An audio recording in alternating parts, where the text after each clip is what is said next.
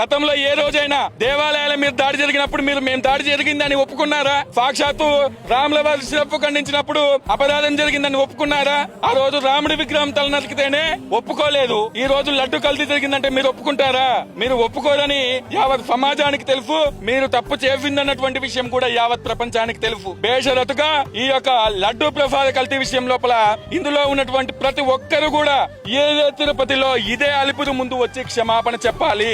అలాగే మేము కూటమి ప్రభుత్వాన్ని వేడుతా ఉన్నాము. కూటమి ప్రభుత్వం వచ్చాక రాష్ట్రానికి మంచి రోజులు వచ్చాయని భావిస్తా ఉన్నాము. ఇటువంటి విపత్తులు, ఇటువంటి అపరాధాలు భవిష్యత్తులో జరగకుండా ఉండాలంటే తక్షణమే వీరి మీద కఠినమైన చర్యలు. మరోసారి ఇటువంటి కార్యక్రమాలకు, ఇటువంటి విషయాల లోపల దూరాలంటేనే భయం వేయాలి, వాళ్ళలో వణుకు పుట్టాలి. వెంకటేశ్వర స్వామి వేయాల్సినటువంటి శిక్ష ఖచ్చితంగా వేస్తారు. అట్లాగే కూటమి ప్రభుత్వం దీని మీద విచారణ చేయించి కఠినమైన శిక్షలు వేస్తే గాని భవిష్యత్తు లోపల ఇటువంటి తలెత్తకుండా ఉంటాయని మనవి చేస్తా ఉన్నాము. తిరుమల క్షేత్ర పవిత్రత కోసము సనాతన హిందూ బంధువులందరూ కూడా తరలి రావాలి. తిరుమల పవిత్రత అంటేనే, తిరుమల క్షేత్రం అంటేనే ప్రపంచ ఆధ్యాత్మిక రాజధాని. అటువంటి రాజధాని క్షేత్ర పవిత్రత కోసము స్వామీజీలుగా, సనాతన హిందూ బంధువులందరుగా మేము ఎప్పుడు కూడా స్వామి క్షేత్ర పరిరక్షణకు అండగా ఉంటామని తెలియజేస్తూ ఓం నమో వెంకటేశాయ.